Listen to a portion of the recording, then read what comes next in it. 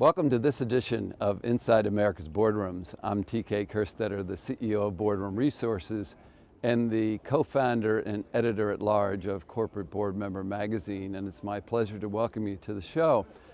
This is going to be a little unique in the sense that we're going to do a special Europe edition of Inside America's Boardrooms.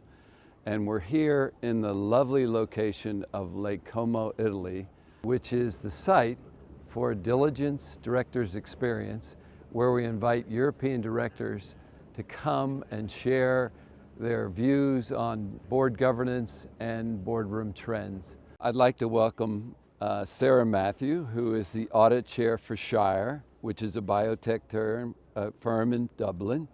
She also, in the US, is the audit chair of Campbell and Freddie and serves on the board of State Street. So welcome. Thank you, TK. Good to be here. So Sara, we want to have the opportunity to tap your experience on serving on boards both in the UK or European boards and your service on US boards. And I guess the best place to start is what US boards can learn from their European counterparts. Sure. So a couple of things that really are strikingly different between the US and Europe and what US could do better. And two things come to mind. The first is term limits. So I'm a big believer in term limits. I think it forces board refreshment, and I think that's good. Now people say, well, we do great board performance evaluations and we always get it right and that is sufficient. I think there's something powerful about a fresh set of eyes.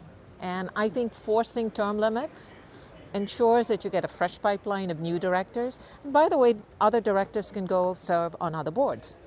So that is one thing that I believe the US could learn. The second one is separation of chair and CEO. Now, I will say this is not a panacea.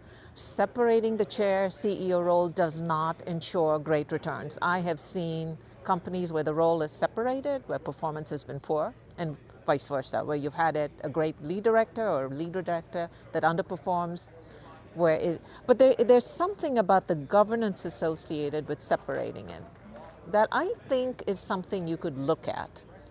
It does require that the role of the board starts to shift. There's greater engagement with shareholders, so you leave the CEO to run a company and then truly leave the chair to actually focus on managing the board and managing the investors that we represent as fiduciaries. So those are two things off the top of my head that I think are worth exploring further. The first one on term limits, I would say, go ahead. I think the US should do it. The second one is a more complicated question because I think the importance of a great chair, and this is as I get more years of experience, is becoming increasingly important to me. I didn't realize how important that role is. But a chair sometimes can make a big difference on a board because you set the tone, you set the agenda, you ensure that the board is aligned and that issues that are brought up by management are appropriately vetted with what I describe as healthy skepticism. Well, we can tell that we're outside because we had a seaplane go overhead, or I should say a lake plane go overhead. But one of the things that comes to mind for me, and I can't speak for other European countries, but I know in the UK, shareholder engagement is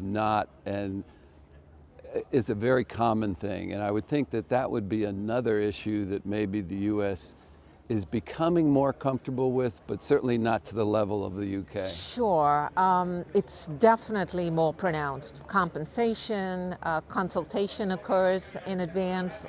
The compensation plan is discussed with shareholders in advance so that you can make sure they support it. These are all things that I think goes back to the question of ensuring compensation for CEOs is not too much. I do believe in order to have a conversation with investors, you need to be able to think like an investor. So if the way I would address that issue is making sure that boards are financially relevant, financially savvy enough to understand the way investors think.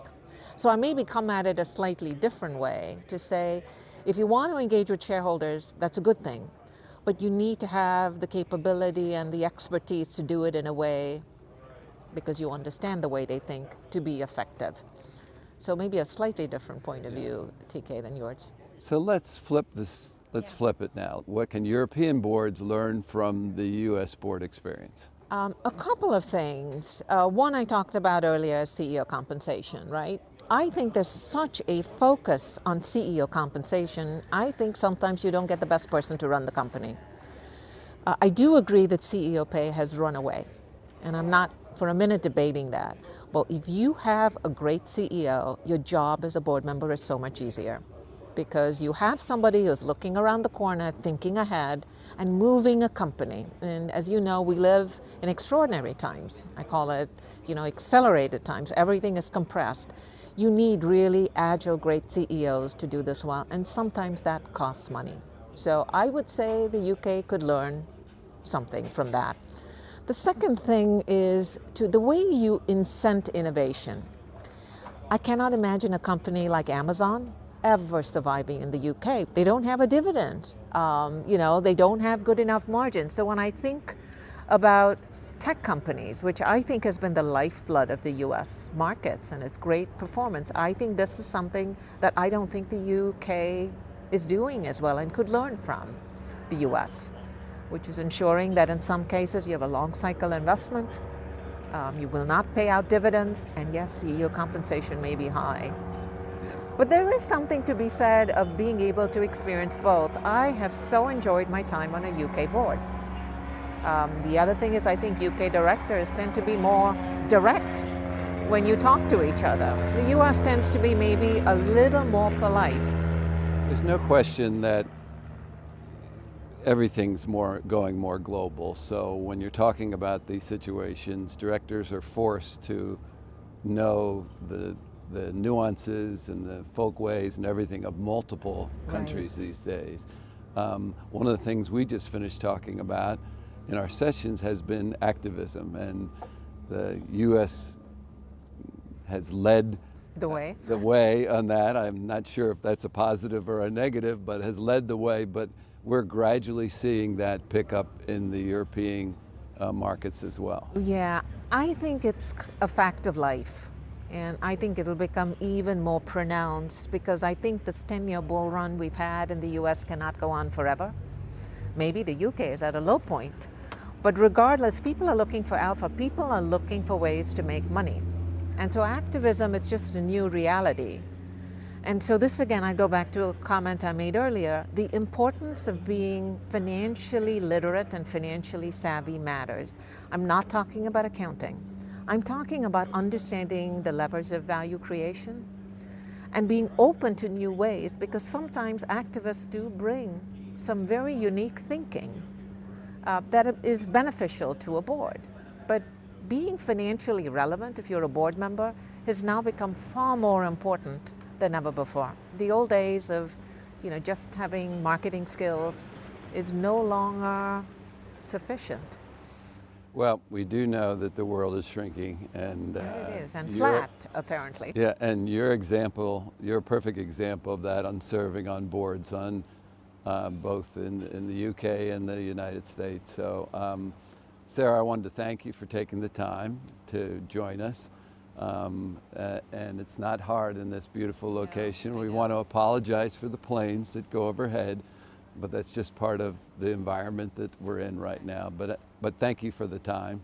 Thank you. I often say I feel thankful, grateful, privileged, and blessed to be able to do what I do in an environment like this, even more so. It's not too tough. And that will conclude this edition of Inside America's Boardroom, Special Europe Edition. We hope you enjoyed the show.